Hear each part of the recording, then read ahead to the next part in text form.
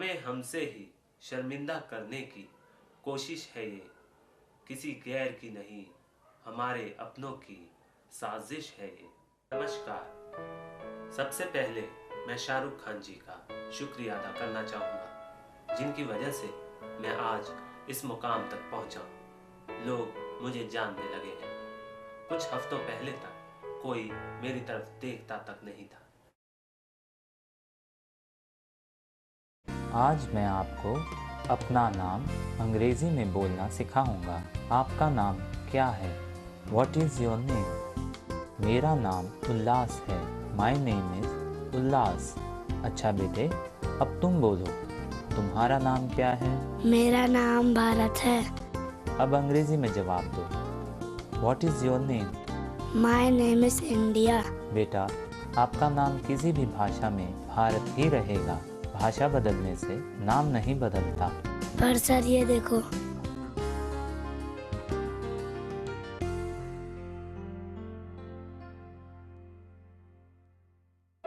आज़ादी के इतने वर्षों बाद भी हमारा देश दो नामों पर सवार है, अमीरों का इंडिया, गरीबों का भारत। पिछले कुछ वर्षों से भारत के कई राज्यों के नाम बदले। बॉम्बे बना मुंबई, मद्रास बना चेन्नई, कलकत्ता बना कोलकाता, बेंगलोर बना बंगलुरु, मगर भारत आज तक पूरी तरह भारत न बन सका।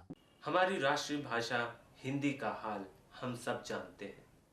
हमारे बहुत से नेता वोट हिंदी में मांगते हैं, मगर जीत जाने पर शपथ अंग्रेजी में खाते हैं। इसके बाद अगले चुनाव के आने तक हिंदी को पाए। हमारे हिंदी फिल्मों के अभिनेता नाम और शोहरत हिंदी से कमाते हैं, मगर समारोहों इत्यादि में हिंदी से कतराते हैं। Found it important enough for me to receive this achievement award. Okay, I just want to be really short and sweet. Good evening to everybody. I'd like to thank all the Producers Guild Award for giving me this honor. It's really prestigious and it's really special because it comes from all my producers and the entire film fraternity. Thank you so much.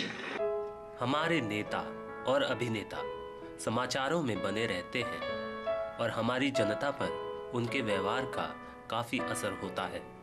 अगर यही नेता अभिनेता हमारी हिंदी भाषा से कतराएंगे तो हमारी हिंदी भाषा का क्या हाल होगा। अपने ही देश में हमें अपनी ही भाषा बोलने पर नौकरी मुश्किल से मिलती है, ये आज का सच है। अब हमारे रंग रूप को बदलने की कोशिश की जा रही है। रोज गोरेपन के विज्ञापन दिखा कर 7 दिनों से लेकर 4 हफ्तों की क्रीम, टॉनिक और हाल ही में पाउडर के जरिए हम भारतीयों को गोरा बनाने की कोशिश की जा रही है।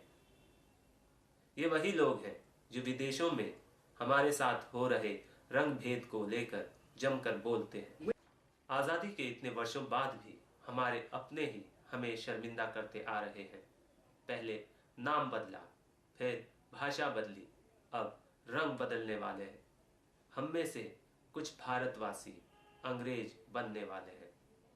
जब अंग्रेज ही बनना था तो हमारे अपनों ने आज़ादी के लिए अपने प्राण क्यों त्यागे। बातों बातों में मैं ये तो बताना भूल ही गया कि शाहरुख ने मेरी मदद किस तरह की। इमामी फेयर एंड हैंडसम, दुनिया की number 1 fairness cream for main.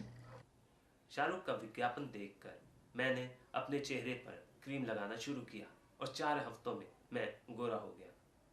लेकिन एक दिन अचानक जब मैंने शीशे में अपना चेहरा देखा तो मैंने पाया मेरा बाकी शरीर पहले जैसा ही था, सिर्फ चेहरा और गर्दन गोरी हो गई थी।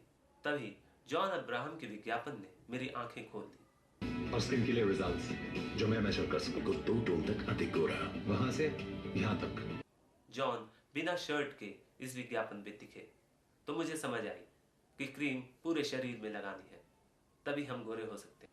अब ये आप पर निर्भर है कि आप शाहरुख खान के विज्ञापन के मुताबिक ज़ीब्रा मैन बनना चाहते हैं, यानी 2 रंगों वाला प्राणी, या फिर जॉन अब्राहम के विज्ञापन के मुताबिक पूरा गोरा मैन बनना चाहते हैं, या फिर एक सच्चे भारतीय जिसे अपनी भाषा, अपने रंग रूप पर गर्व हो। सबसे चौंकाने वाली बात यह है कि हमारे संसद में बैठे सदस्य, हमारी मीडिया और यहाँ तक कि इन विज्ञापनों में काम करने वाले ये अभिनेता खुद भी मानते हैं कि कहीं ना कहीं ये विज्ञापन रंग भेद को बढ़ावा देते हैं।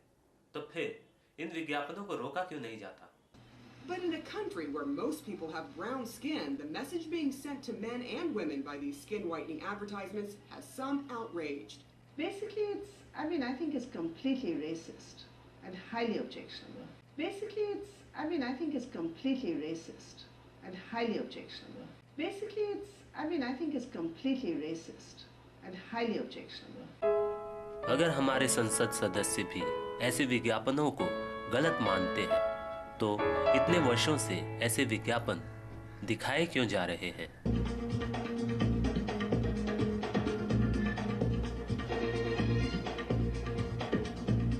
Good evening and welcome to We the People. Is India a country of closet racists? Even today, are we obsessed with fair skin and are we biased against those with darker complexions? Why is it that Fair and Lovely is the largest selling fairness product anywhere in the world? And by the way, its sales continue to grow at 15 to 20%. And no, it's no longer just about the women. Now, men too, it seems, want to get fairer, with Fair and Handsome being one of the more recent campaigns that struck a chord with Shah Rukh Khan, no less, leading and endorsing that product.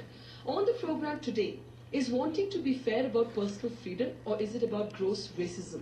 Is the fairness industry really unfair and ugly? Is wanting to be fair about personal freedom or is it about gross racism? Is the fairness industry really unfair and ugly? Is wanting to be fair about personal freedom or is it about gross racism? Is the fairness industry really unfair and ugly? हमारी media ऐसे विज्ञापनों को गलत मानती है, मगर ये विज्ञापन हमारे अखबार और टीवी चैनल्स ही तो हमें दिखा रहे हैं। Now, at the end of the day, it is a fairness claim, so we are a guilty party. Now, at the end of the day, it is a fairness claim, so we are a guilty party. Now, at the end of the day, it is a fairness claim, so we are a guilty party. हमारे अभिनेता जिन्होंने ऐसे विज्ञापनों में काम किया है, खुद मानते हैं कि ये गलत है, तो ऐसे विज्ञापनों में काम क्यों करते हैं?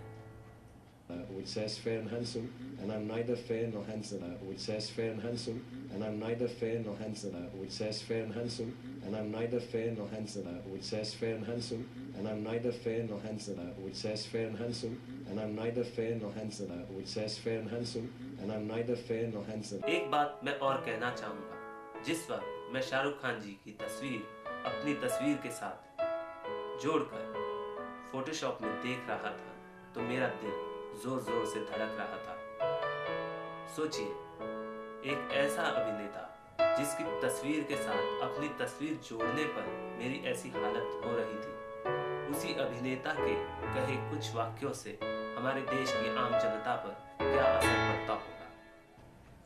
मेरे प्यारे देशवासियों, अब ये हम पर निर्भर है कि हम अपने विवेक से काम लें और अपने भारतीय होने पर शर्मिंदा ना हों।